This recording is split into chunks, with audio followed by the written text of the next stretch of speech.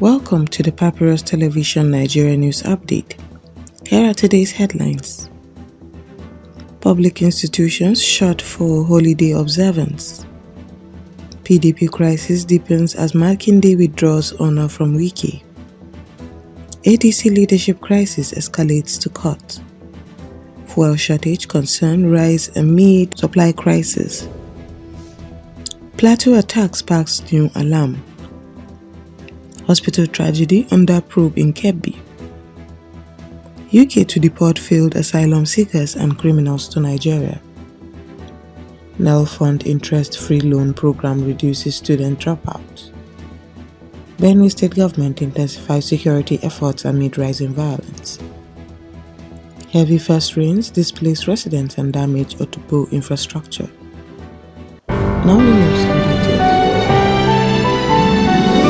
Public institutions across Abuja and other major cities remain closed on Friday as Nigeria observed the Eid al-Fitr public holiday, marking the conclusion of the Islamic holy month of Ramadan.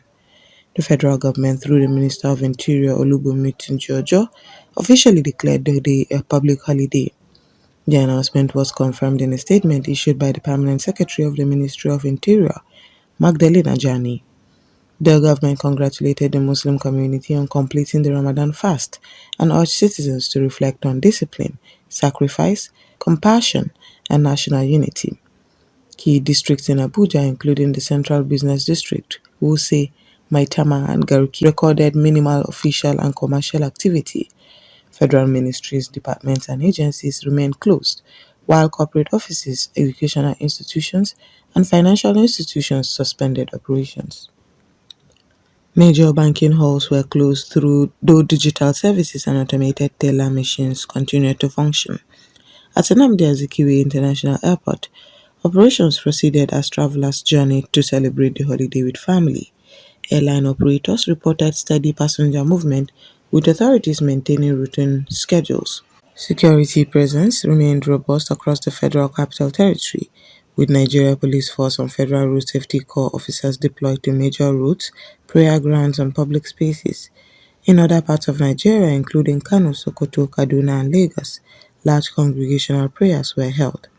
Clerics emphasized tolerance, peace, and national cohesion, while traditional rulers coordinated orderly festivities. Markets and informal sector activities remained active leading up to the holiday, though formal commercial operations slowed on the day itself. Analysts note that public holidays boost consumer spending and social circulation of income, despite a temporary pause in formal productivity. Normal activities are expected to resume on Monday, 23rd March 2026. Tensions within the People's Democratic Party deepened after Governor Seyi Makinde of Oyo State reportedly withdrew a state honor previously conferred on Minister of the Federal Capital Territory, Nyesom Wike.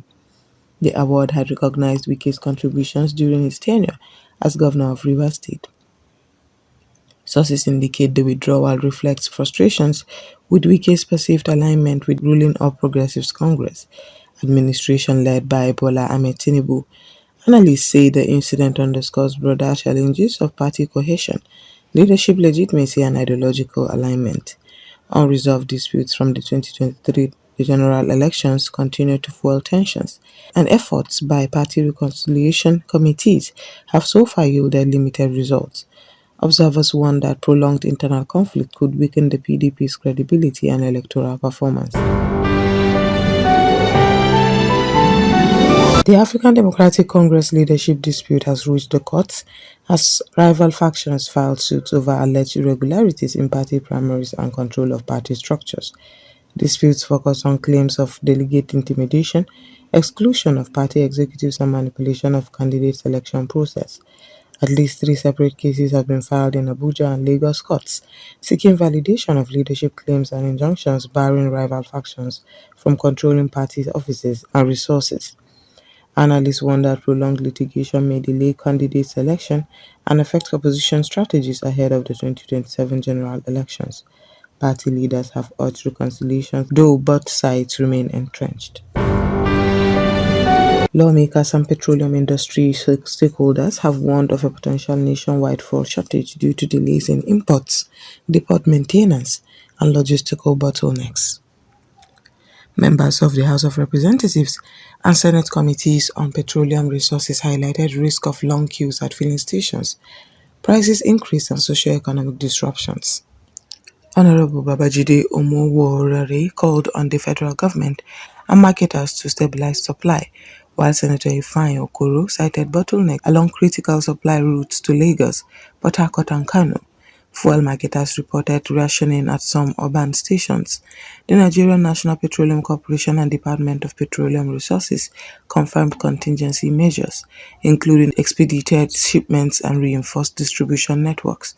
Analysts stress that coordination between authorities, marketers, and transport operators is essential to prevent escalation into full-blown crisis. Security concerns intensified following a deadly ambush along a highway connecting Jos to Barkin Ladi and Riyom local government areas. Heavily armed assailants attacked a convoy of Nigeria Police Force and Nigerian Army personnel, killing at least 10 officers and injuring others.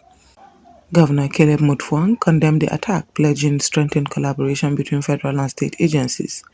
Analysts note the incident reflects growing middle belt security as violence spreads beyond the northeast. Security forces intensified patrols, established checkpoints, and engaged community leaders to prevent further attacks.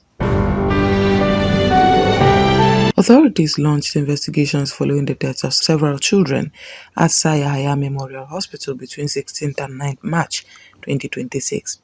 The Kebbi State Ministry of Health confirmed a special investigative team has been constituted to review patient records, treatment protocols, and hospital operations. Commissioner of Health Dr. Alima Abubakar emphasized accountability and improvements to pediatric care. Family and civil society organizations have demanded transparency, while preliminary findings are in the coming days. Experts note the incident highlights systemic challenges in northern Nigeria's public health system. We will now take a short break and the news will continue when we come back. Paglogma 2026. The Papyrus Global launches new series starting Tuesday, 3rd March 2026. The conversation starts now across Africa. Our languages may differ, our borders may separate us, but our struggles bear semblance. Communities seeking opportunities, youth demanding inclusion, citizens calling for transparency. These are realities that unite us. Africa is united by a common challenge and a common responsibility, building resilient, inclusive, and sustainable communities. To set this conversation in motion, the Papyrus Global is launching the pre-conference live series, Governance That Touches Lives. Let's start where it matters the most. Welcome back, and now the news will continue. The United Kingdom and Nigeria finalized a government-to-government agreement to repatriate failed asylum seekers and convicted criminals. Minister of Foreign Affairs Ngozi Okonjo-Iweala stated that the federal government will coordinate temporary accommodation, health screenings, counseling and skills development programs for returnees. Critics warn of potential strain on Nigeria's legal and social systems, while supporters emphasize accountability for Nigerians committing crimes abroad. State governments and civil society organizations have been urged to prepare reception centers and integration programs. The Nigeria Education Loan Fund (NELFUND) continues to reduce student dropouts from public tertiary institutions through its interest-free loan program, which commenced in May 2024 under the Student Loans Access to Higher Education Repeal and Reenactment Act signed by President Bola Ahmed Tinubu on 3rd April 2024. As of March 2026, 206.29 billion naira has been disbursed to 1,164,222 beneficiaries.